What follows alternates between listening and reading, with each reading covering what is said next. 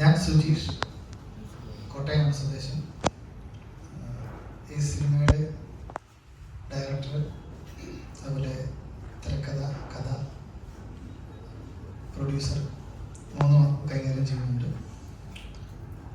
വളരെ എൻ്റെ ജീവിതത്തിൽ കിട്ടിയ ഏറ്റവും വലിയൊരു നേട്ടമെന്ന് തന്നെ പറയാം. എൻ്റെ മോൾ കാശ്മീര, അതുപോലെ ജാഫർക്ക, ഇവരൊക്കെ ആയിട്ടുള്ളൊരു ചെറിയൊരു മീറ്റിംഗിൽ വെച്ചാണ് ഈ പടത്തിൻ്റെ ഉത്ഭവം. മോൾക്ക് വേണ്ടി ഒരു സിനിമയുടെ ലൊക്കേഷനിൽ പോവുകയും ആ ലൊക്കേഷനിൽ വെച്ച് ജാഫർക്കയെ യാദൃശ്യം കണ്ടുമുട്ടുകയും അദ്ദേഹമായിട്ട് സംസാരിക്കാൻ ഓപ്പർച്യൂണിറ്റി കിട്ടുകയും അങ്ങനെ ജാഫർക്കയുടെ കൂടെ അഭിനയിച്ച മോളെ പറ്റി എന്നോട് പറഞ്ഞു. അപ്പോഴാണ് ഞാൻ മോളുടെ കഴിവ് എനിക്ക് മനസ്സിലാകുന്നത്. അങ്ങനെ ഞങ്ങൾ രണ്ടുകൂടി എടുത്തൊരു തീരുമാനത്തിൻ്റെ പുറത്താണ് ഇന്ന് ഒരുമ്പെട്ടവൻ സിനിമ ആയിട്ട് മാറിയിരിക്കുന്നത്. ഒത്തിരി ഒരു 1.5 വർഷത്തെ പുറകിലത്തെ പ്രവർത്തനങ്ങളുടെ ഭാഗമായിട്ടാണ് സിനിമ ഇപ്പം ജനുവരി 3 റിലീസിൽ എത്തിയിരിക്കുന്നത്. എൻ്റെ ക്യാരക്ടറുടെ പേര് ധന്യ രമേശൻ എന്നാണ്. ഇതിൽ രമേശൻ എന്നുള്ള ക്യാരക്ടർ ചെയ്തിരിക്കുന്നത് സുധീഷേനാണ്. അപ്പം ഞങ്ങളുടെ മകളായിട്ടാണ് കശ്മീര അഭിനയിച്ചിരിക്കുന്നത്. അപ്പം എനിക്ക് പൊതുവെ ഇതുപോലുള്ള റോൾസ് ചെയ്യാൻ ഇഷ്ടമുള്ള ഒരാളാണ്. പിന്നെ ഈ ക്യാരക്ടർ കുറച്ച് ഒരു മിഡിൽ ക്ലാസ് ഭാര്യയാണെങ്കിൽ കൂടി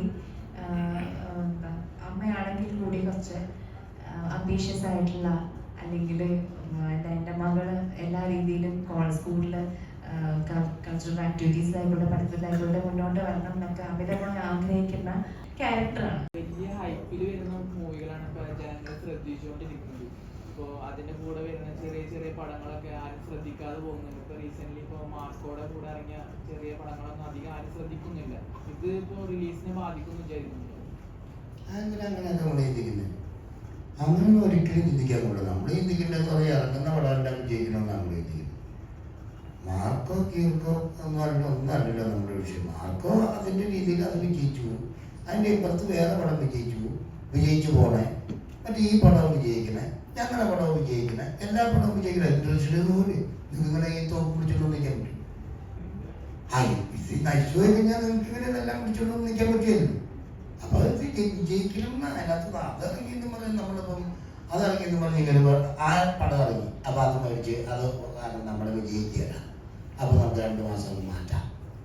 ആ 2 മാസം കഴിഞ്ഞ് മാറ്റുമ്പോൾ വേറെ ഇതിലും വലിയൊരു പടം വന്നാലും അപ്പൊ ഈ പുള്ളി മാറ്റിക്കൊണ്ടിരുന്ന ആ മാറ്റം ഉണ്ടാക്കാൻ വേണ്ടിയിട്ടാണ് നമ്മൾ പുള്ളി ചേച്ചിക്കുന്ന സമയത്ത് അതാണ് നമ്മൾ ജനങ്ങളോട് അപേക്ഷിക്കുന്നത്, നിങ്ങളോട് അപേക്ഷിക്കുന്നത്, ദൈവത്തോട് പ്രാർത്ഥിക്കുന്നത് വിജയിക്കാൻ വേണ്ടി. അതേ ഉള്ളൂ.